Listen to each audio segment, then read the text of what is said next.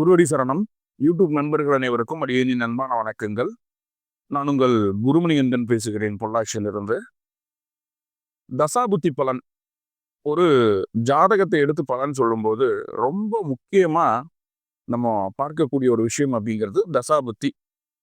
எந்த காலகட்டத்தில் உங்களுக்கு நல்லது நடக்கும், எந்த காலகட்டத்தில் உங்களுக்கு கெட்டது நடக்கும், எப்போ ஜாக்கிரதையா இருக்கணும், எப்போ ஃப்ரீயா இருக்கலாம், எப்பெல்லாம் உங்களுக்கு டெவலப்மெண்ட் வரும், எப்பெல்லாம் பணம் வரும், எப்பெல்லாம் உடல் தொந்தரவுகள் வரும், நோய் வரும், எதிர்ப்புகள் வரும், கடன் வரும், குழந்தை எப்போ பிறக்கும், திருமணம் எப்போ நடக்கும், இப்படின்னு எல்லா விஷயங்களையும் எப்போ நடக்கும், அந்த எப்போ அப்படிங்கிற ஒரு வார்த்தைக்கு பதில் சொல்லக்கூடிய ஒரே ஒரு அமைப்பு அப்படின்னு பார்த்துட்டிங்கன்னா ஜாதகத்தில் தசாபுத்தி. தசாபுத்தி பலனை எடுக்க தெரிஞ்சிட்டாலே போதுமானது. ஆல்மோஸ்ட் ஒரு 70-80% நம்மளுக்கு என்ன நடக்கும் அப்படிங்கிறத நம்ம ஜாதகத்தை பார்த்தே நம்ம தெரிஞ்சுக்க முடியும். அப்படி தசாபுத்தி பலன் எடுக்கிறதுல ஒரே 4 ஸ்டெப்பு தான் இருக்கு. என்னன்னா, தசாநாதன் நின்ற நட்சத்திரம் எந்த பாவத்தில் இருக்கு, அதே போல தசாநாதன் சொந்த வீடுகள், தசாநாதன் நின்ற வீடு, தசாநாதனுக்கு சாரம் கொடுத்த கிரகம், நின்ன பாவங்கள், இதுதான் ஆக்சுவலா தசாபுத்தி பலன் எடுக்கிறது. இது ஜோதிடத்தை தொழில்முறையாக பண்ணிட்டு இருக்கிறவங்க ஆல்மோஸ்ட் இந்த பேட்டர்னை தான் ஃபாலோ பண்ணிட்டு இருக்காங்க இப்போ வரைக்கும். அதுபோக கோச்சாரம், மற்ற விஷயங்கள் எல்லாமே இருந்துட்டு இருக்கு இல்லையா? ஆனா ஒரு ஜாதகத்தை பார்த்ததையும் இந்த லக்னம் தான் இவருக்கு அப்படின்னு நம்ம கன்ஃபார்ம் பண்ணதுக்கு அப்புறம், இவருக்கு இந்த தசை வந்ததுன்னா இது கண்டிப்பா நடக்கும்,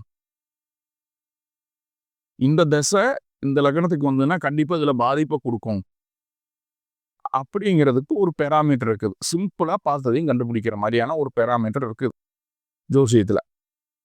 அது என்ன அப்படிங்கிறதான் பார்க்க போறோம். 12 லக்னங்களுக்கு நம்ம பார்த்துருவோம். ஒவ்வொரு பதிவா நம்ம கொடுக்குறேன். இப்போ அதுல முக்கியமான விஷயம் என்ன அப்படின்னு பார்த்தீங்கன்னா, முதல்ல மேஷ லக்னம். பாருங்க, நீங்க மேஷ லக்னமா இருக்கிறீங்க. உங்களுக்கு எந்த வயது வேணாலும் இருக்கலாம். சிறு வயசா இருக்கலாம், 30லேருந்து 50க்குள்ள இருக்கலாம், சீனியர் சிட்டிசன்ஸா இருக்கலாம், எப்படி வேணாலும் இருக்கலாம். ஆனா ஒரு லக்னத்திற்கு ஒரு குறிப்பிட்ட கிரகத்தினுடைய தசை சில விஷயங்களை நல்லதா செய்து, சில விஷயங்களை பாதகமா செஞ்சிடுது. அப்படி மேஷ லக்னத்திற்கு நவ கிரகங்களினுடைய திசை என்ன பலனை செய்யும் அப்படிங்கிறத இந்த பதிவுல பார்க்க போறோம். முதல்ல சூரியன். மேஷ லக்னமா நீங்க பிறந்துட்டீங்கன்னா சூரிய தசை உங்களுக்கு நடந்துட்டு இருக்கு. உங்களுக்கு அதுல பலனெல்லாம் பார்க்க தெரியல, சூரிய தசை நடக்குது. எதுல கவனமா இருக்கணும் அப்படின்னா நல்லா புரிஞ்சுக்குங்க. சூரிய தசை நடக்கும்போது சொந்த இடத்த விட்டு வெளிமாநிலத்தில் இருக்கிறவங்க தன்னுடைய சம்பாத்தியத்துல 90% இழந்துடுறாங்க. அங்கேயே அந்த 6 வருஷத்துல. இதுக்கு முன்னாடி எவ்வளவு சேர்த்து வச்சிருந்தாலும் சரி, அந்த 6 வருஷத்துல இழந்துடுறாங்க. அதே போல மன வாழ்க்கையில மிகப்பெரிய ஸ்ட்ராட்டஜியை கொடுத்துருது, பிரிச்சு உட்கார வச்சிடுது. கோர்ட்டு கேஸு, வம்பு வழக்கு போன நிறைய மேஷராசி மேஷ லக்னத்தை பார்த்துருக்கலாம். முக்கியமா லக்னத்து இருக்குது. அப்போ வெளியில சம்பாதிக்கக்கூடிய பணத்தை இன்வெஸ்ட்மெண்ட் பண்றதோ, இல்லை யாராவது நம்பிக்கையானவங்ககிட்ட கொடுத்து வைக்கிறதோ, ஷேர் மார்க்கெட் இந்த மாதிரி ஏதாவது ஒரு விஷயத்தில் இன்வெஸ்ட்மெண்ட் பண்றது நல்லது. லிக்விட் கேஸாக வச்சிருந்தீங்க அப்படின்னா கண்டிப்பா அது உங்களுக்கு 1% கூட ஃபைன். 90% நீங்க சம்பாதிச்ச அத்தனை விதமான சொத்துக்களும் இழந்து போகும். ஒரு சம்பாதிக்கிறது மட்டும் இல்லாமல் பெரிய உங்களுக்காக சம்பாதிச்சு வச்ச சொத்துக்கள் கூட உங்களுக்கு வராமல் போகிறதுக்கு வாய்ப்புகள் அதிகமாக சொல்லுது. கவனமாக இருக்கணும். சரி, இங்கே என்ன பண்ணலாம் அப்படின்னா, நிறைய ஆப்பர்ச்சுனிட்டி கிடைக்கும் உங்களை நீங்கள் டெவலப் பண்ணிக்கிறதுக்கு. ஸோ அதில் கான்சன்ட்ரேட் பண்ணி நீங்கள் பயணிச்சிங்கன்னா போதுமானது. நிறைய ஆப்பர்ச்சுனிட்டிஸ் கிடைக்கும். அதே போல் உடம்புல பித்தம் சம்பந்தமாக, உடல் சூடு சம்பந்தமான விஷயங்கள்ல பாதிப்பு வரும் சூரிய தசை நடக்கும்போது. நிறைய சொல்லிட்டே போகலாம். ரொம்ப முக்கியமான விஷயம் எதுல பிரகாசனா இருக்கணும் அப்படிங்கிறது தெரிஞ்சா போதும் இல்லையா? சந்திர தசை நடக்குது. சந்திர தசை நடக்கும்போது உயிர் சொத்து சம்பந்தமா எந்த பேச்சுவார்த்தைகளா இருந்தாலும் தவிர்ப்பது நல்லது. சில நேரங்களில் உயிர் சொத்தை விட்டு கொடுத்துட்டு கூட வந்துடலாம். அதுக்கு மேல சம்பாரிச்சு கொடுத்துரும் சந்திர தசை நடக்கும்போது எந்த மேஷ லக்னமா இருந்தாலும் சரி, சந்திர தசை நடக்கும்போது சம்பாத்தியம் எப்படி சம்பாதிக்கிறாங்க தெரியாது. காசு வரும், அப்படி புழக்க வழக்கம் நல்லா இருக்கும். குடும்ப விருத்தியாகும். குடும்பத்தில் இருக்கக்கூடிய நபர்கள் எல்லாருமே டெவலப் ஆகிறதுக்கு உங்களுடைய உதவியை நாடி வருவாங்க. ஹெல்ப் பண்ணுவீங்க, டெவலப் ஆகிடுவீங்க ஒன்னொன்னா. ஸோ அப்படி ஒரு வருமானத்தை 100 மடங்கா கொடுக்கக்கூடிய அமைப்பு சந்திரனுடைய திசையில் இருக்கு. ரைட். ஆனா உயிர் சொத்து சம்பந்தமான விஷயங்களை நீங்க உள்ளதுக்கு போட்டுக்கிட்டீங்க, அது உங்ககிட்ட இருந்துட்டு இருக்கு அப்படின்னா ஆல்ரெடி இருக்கிற வருமானத்தை கூட கொடுக்க முடியாத அளவுக்கு சந்திரன் உங்களுக்கு எகெயின்ஸ்டா மாறிடுவார். ஸோ அது ரொம்ப முக்கியம். இப்போ உயிர் சொத்து அப்படிங்கிற விஷயத்துல இருந்து எப்ப வெளியில வர்றீங்களோ அப்ப சந்திர தசை மேஷ லக்னத்திற்கு மிகப்பெரிய பொருளாதார முன்னேற்றத்தை கொடுத்தே தீரும். ரைட். சரி, சந்திரனுக்கு அப்புறம் செவ்வாய் லக்ன அதிபதி இல்லையா? லக்னாதிபதி என்ன மாதிரி பலன் தருவார் அப்படின்னு சொல்லி பார்த்துட்டோம் அப்படின்னா சிம்பிளா சொத்துவத்தின் மேல நாட்டமே இருக்கக்கூடாது. தாய்வழி உறவுகளுக்காக உங்களுடைய நேரத்தை செலவிடக்கூடாது. சொத்துவத்தின் மேல நாட்டம் இருக்கக்கூடாது. வண்டி வாகனத்துல கவனம். இது மட்டும் சரி. உங்களுக்கு அந்த செவ்வாய் தசை 7 வருஷம் என்ன செய்ய காத்திருக்கும் அப்படின்னா, தொழிலை டெவலப் பண்றதுக்கு என்னென்ன வழியோ எல்லாத்தையும் கொடுக்கும். நீங்க உங்களுடைய பெயர் புகழ் அந்தஸ்தை உங்களுடைய பேர குழந்தைகளுக்கு விட்டுட்டு போற அளவுக்கு உண்டான டெவலப்மெண்ட் அந்த செவ்வாய் கொடுக்கும். நீங்க சொத்து மேலையும் சுகத்தின் மேலையும் ஆசைப்பட்டு இருந்தீங்க அப்படிங்கிற பட்சத்துல உங்களுடைய டெவலப்மெண்ட்டை சுத்தமா காலி பண்ணிடும். அப்போ ப்ரிகாஷனா இருக்க வேண்டியது சொத்து வேணும், வீடு வேணும், வாகனம் வேணும், சுகம் வேணும் அப்படின்னு உட்கார்ந்தீங்கன்னா உங்களுடைய தலையில நீங்களே மண்ணவாரி போட்டுக்கிற மாதிரி.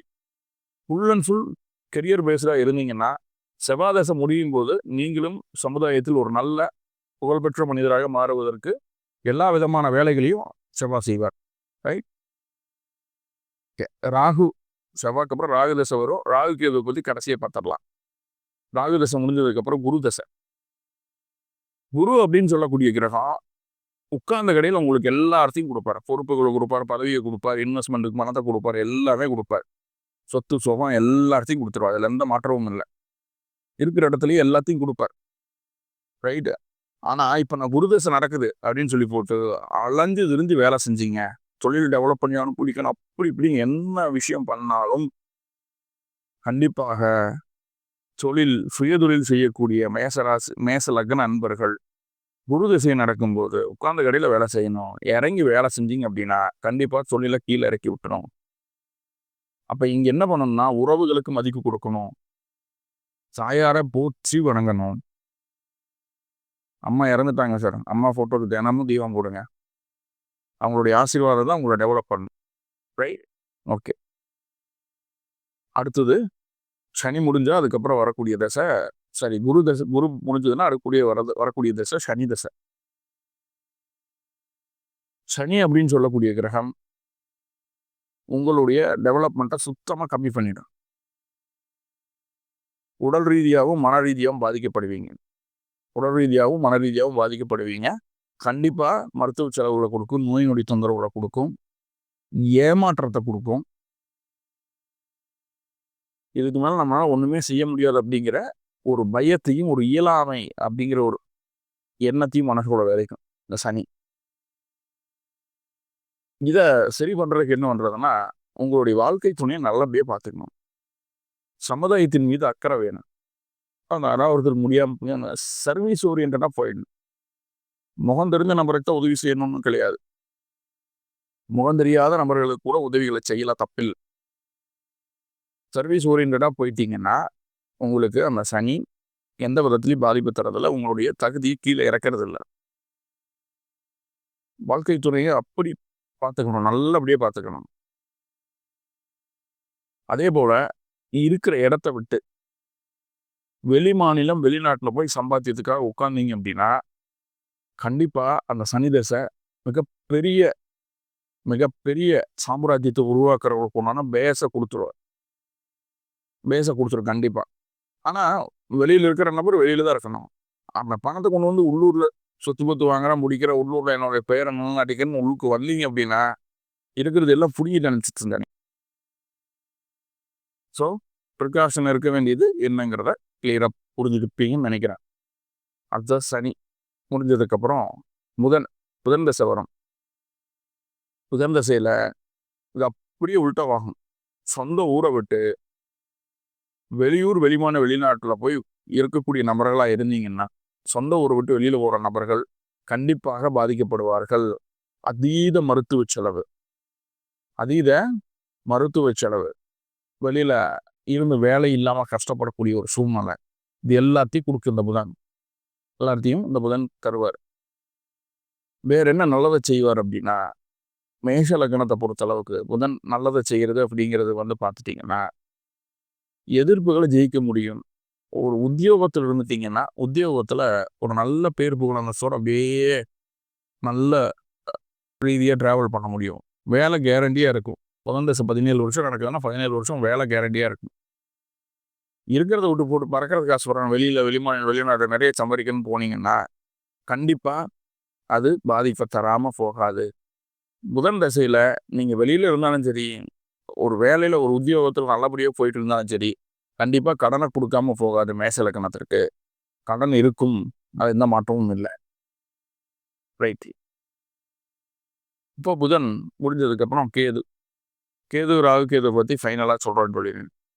கேது முடிஞ்சதுக்கு அப்புறம் சுக்கிரன் அப்படின்னு சொல்லக்கூடிய கிரகம் என்ன செய்ய காத்திருக்கு அப்படின்னா, கடன் இல்லாத வாழ்க்கை வேணும், நோய் இல்லாத வாழ்க்கை வேணும், சுகபோகமா சந்தோஷமா, இந்த நோயற்ற வாழ்வே குறைவற்ற செல்வம் அப்படின்னு சொல்றோம் இல்லையா, அதுக்கான போராட்டத்தை நடத்தும் இந்த சுக்கிரன். கடன் இல்லாம வாழணும் அப்படிங்கிறதுக்காக சொந்த ஊரை உறவுகளை விட்டுட்டு வெளியூர் வெளிநாடு போய் செட்டில் ஆகி அங்க போய் சம்பாதிக்கிற பணத்தை சொந்த ஊர்ல கொடுத்து குடும்பத்தை பார்த்து தனியாக ஒத்தாலா வெளியிலிருந்து கஷ்டப்பட்டு குடும்பத்தை டெவலப் பண்ணி கடனை உடனெல்லாம் அடைச்சி ஒரு வீடு வாங்கி தன்னுடைய தலைமுறைக்கு ஒரு அடிக்கெல்லாம் இருந்துட்டு போக வைக்கும் இந்த சுக்கிரதசை மேச லக்னக்காரங்களுக்கு. ஓகேயா, இப்போ ராகுக்கு இது என்னதான் செய்யுது அப்படின்னா, ராகு எந்த ராசியில் இருக்குதுன்னு பாருங்க. இப்போ எடுத்துக்காட்டுக்கா சிம்ம ராசியில ராகு இருக்கு, அப்போ சூரியனுக்கு என்ன பலன்னு சொன்னோம் அதை ராகு செய்வார்.